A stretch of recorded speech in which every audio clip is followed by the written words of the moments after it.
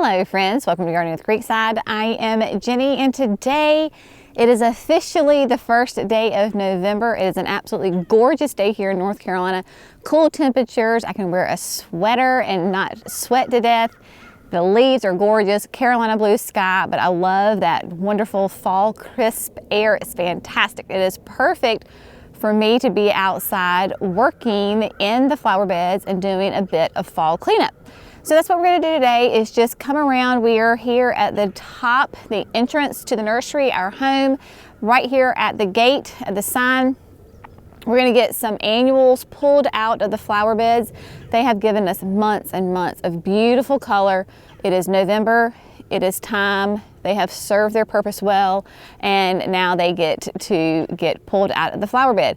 We're going to pull those out, and we're also going to do a little bit of maintenance on some perennials, shrubs, just kind of general cleaning up and tidying up. You know how it is around here. We'll see where the day leads us. Not really sure. I never know what's going to happen in a day, but the plan is for now is to get some fall cleanup done. So let me flip the camera around and show you exactly what I'm talking about. Here we are at the entrance to the nursery. You can see there is the gate and the entrance, and here we are in this flower bed that we have visited numerous times before. The plants that were really in question right now are the front row of caladiums that you can see. They're done. They're sad. Their time is over. The Endless Illumination Blue Broalia. This is probably one of my, if not my favorite all-time part shade-loving annual plants. It is an amazing one. You can see we had a little bit of a hedge of those. They too are tired. They're going to come out. And then in the back, we have the pink angel wing begonias. We had some pretty good wind several times, and they have just gotten knocked over and snapped. It's just looking a little messy. It is tired. Time for things to come out. We also had some of the hippo plant, which I won't do that again in this bed. It just got lost. This is the red hippo. Great foliage plant. It just got lost in the bed. Nothing against the plant. It just got, like I said, lost. And then back here in the back, this is some maintenance that we need to do on the perennial ferns. This is Lady in Red, what's left over of her for right now. So we're gonna get her taken care of and cleaned up. So let me show you some of my favorite tools for this task, because there are, you know, the right tool for the job makes a big difference. So let me just show you what I'm going to use. They're very basic, but man, do they make a difference. So again, let me get this camera flipped around and I will show you. I know some of you are garden glove wearers and some of you are not, and that is totally fine. I do like to wear gloves just because I have gotten my hands cut up in hand infections so many times that I do love my garden gloves. There's nothing special about these. This is, I think, the Atlas brand, and I get them off of Amazon in a pack. So I think we have those linked in our Amazon store, so you can check those out. This is, I've used this just recently. This is called a Cobra. I got it from Johnny's Seeds. That's where I get all my seeds from, and they sell tools, all sorts of gardening supplies. So a Cobra, because it has that flat head, just like a cobra head. This thing is amazing for getting weeds out, cultivating the soil, making rows when you're going to plant seeds. Extremely versatile. Love this thing. I've had it for years. It is fantastic. Also, I used this in the other video. Someone was asking about this. This is just a great little handheld rake that has a wonderful wooden handle with a leather strap on it. This is fantastic for getting leaves up, or if you just need to get some, you know, a little bit of cleanup. This came from Kinsman Garden Company. Ordered it from them. Love it. Of course, your good old hand trowel. Everybody makes these. I think this is a Corona one. But yes, hand trowels are fantastic. Then I do enjoy my clippers. These are my favorite ones, are these ones from Steel. So these are from Steel. I really like them. I like how they just fit in my hand. I love the fact that right here I can open them and close them with my thumb. I don't have to worry about a latch right here. These things are amazing. I've had them for a couple of years. I actually ordered them from our local hardware store. They are an authorized Steel dealership.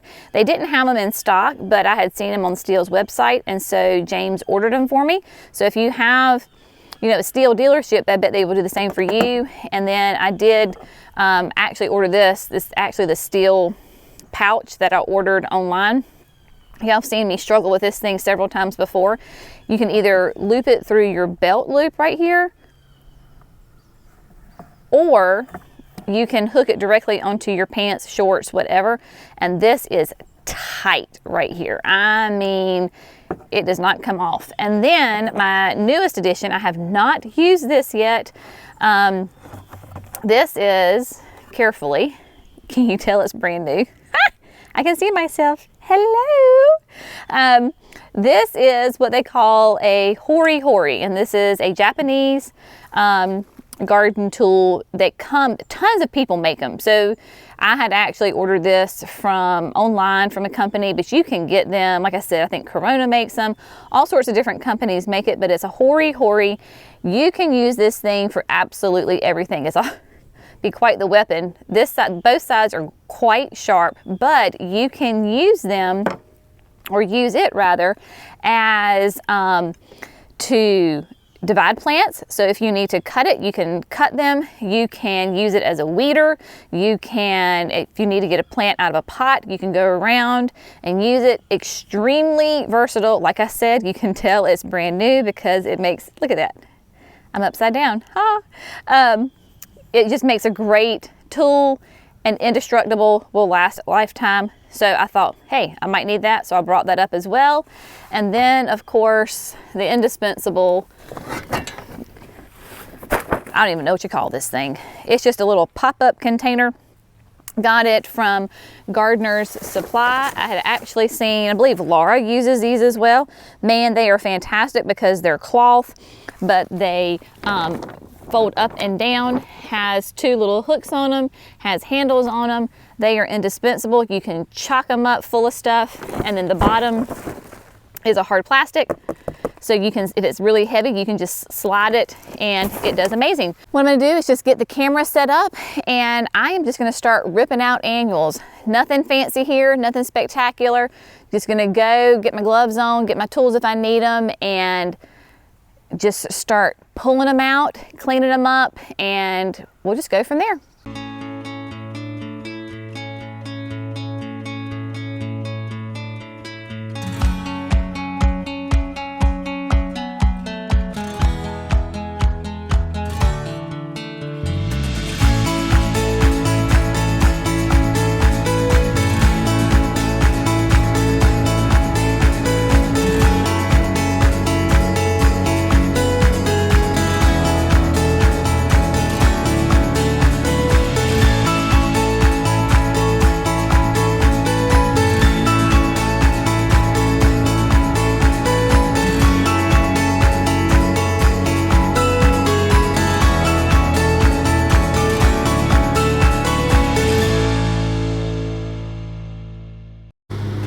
Friends, so I have gotten all of the annuals out of the flower bed, and I went ahead and got the blower and decided to blow a bunch of those leaves out because we do have tons of oak trees right here, and I know that they're not finished dropping their leaves, and in fact this oak tree right here will hold on to its leaves. Well, I guess both of these will right here.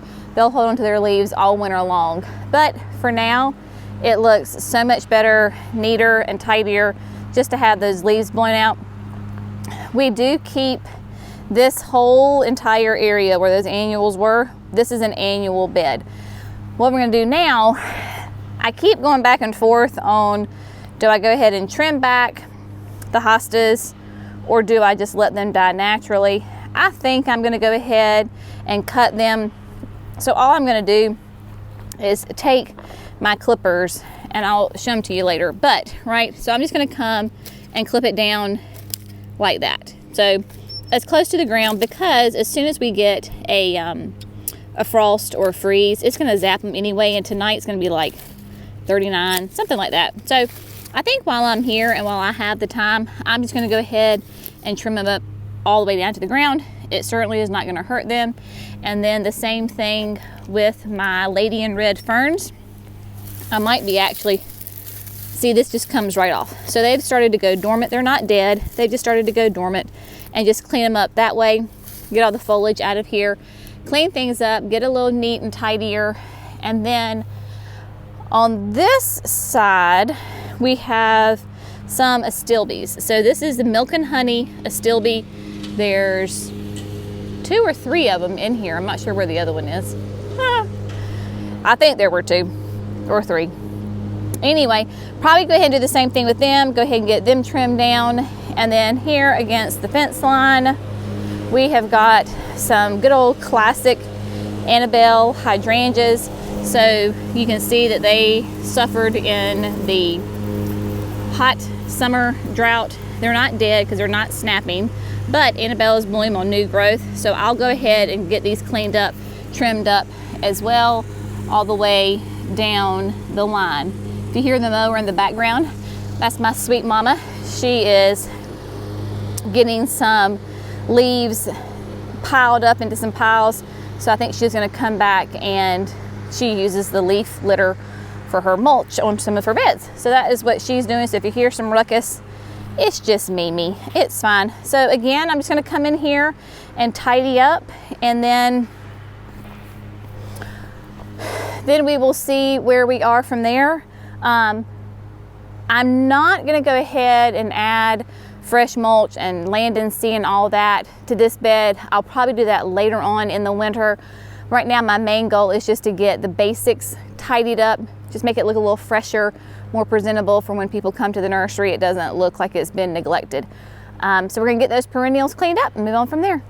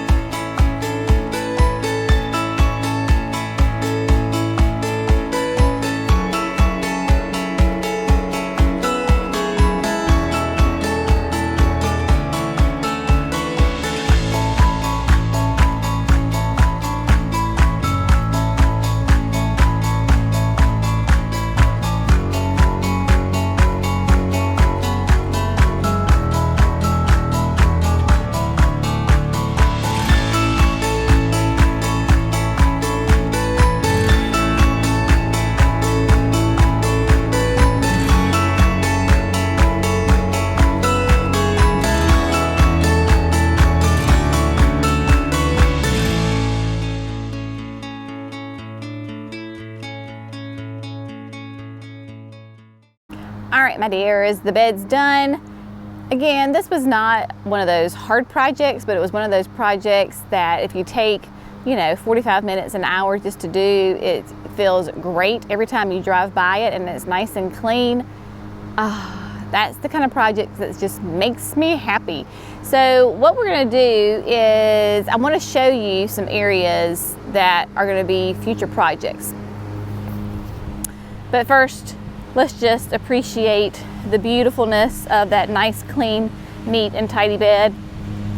I'm of the mindset of fall, winter is a time of rest, so it does not bother me that this bed is not going to be full of color for the season. I have learned that the winter sun here does not allow to have pansies and violas in that annual spot, so we will just leave it empty. The mums are fake planted. They're actually still in their terracotta pots, but they look nice, so we will leave them for the time being. The two places that I want to show you are, this is the back side of the gate, and we're going to be working with the sun here a little bit.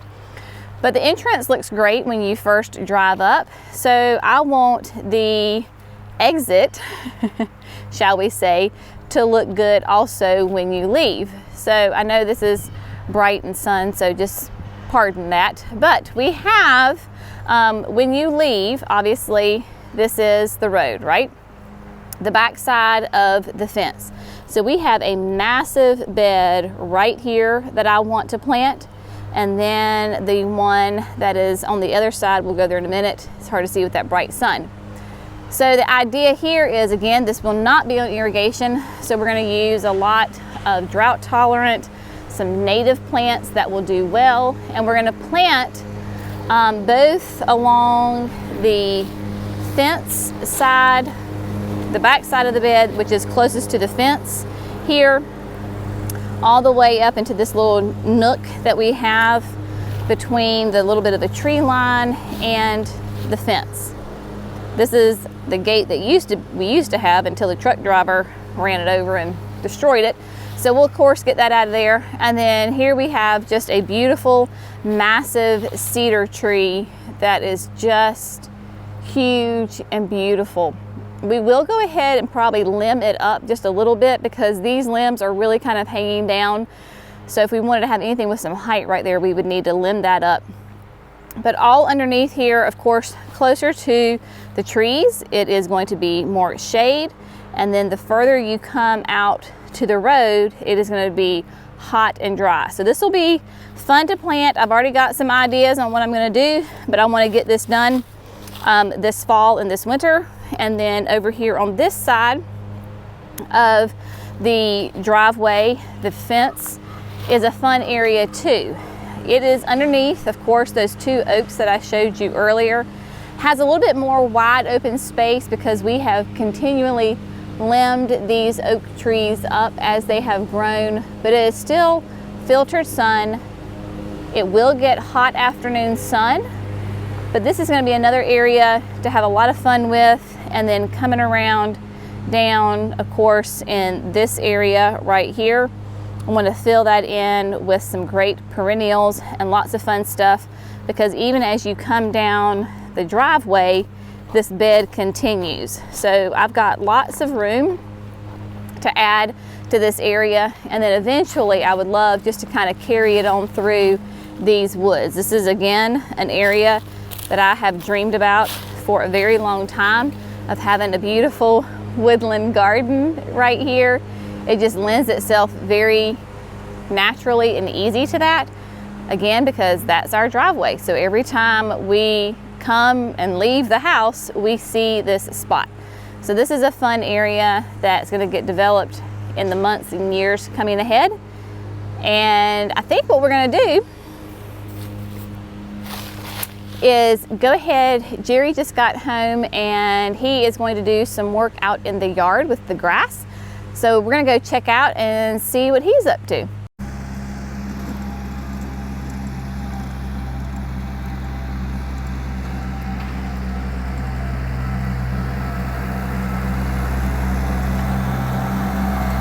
Well, there's Jerry on the tractor with the aerator that we actually got one. We bought one. Normally we've always either rented one or borrowed one from a friend, but we decided to go ahead, since we have so much of the yard and then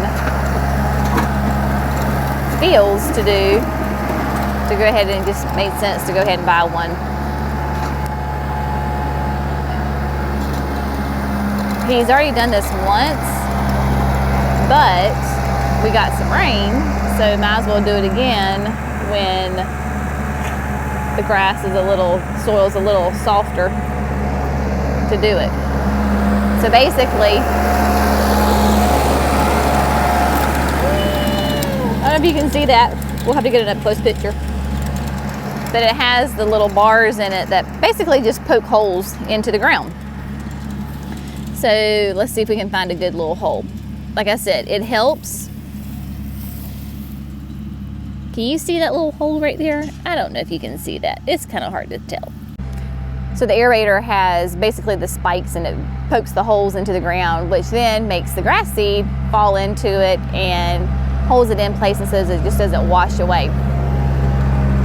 It helps when the soil is nice and damp. It's a little bit damp, but it still honestly could be making some more deeper divots, but he's just gonna keep running over it a couple of times and then we'll talk to him and see what's going on.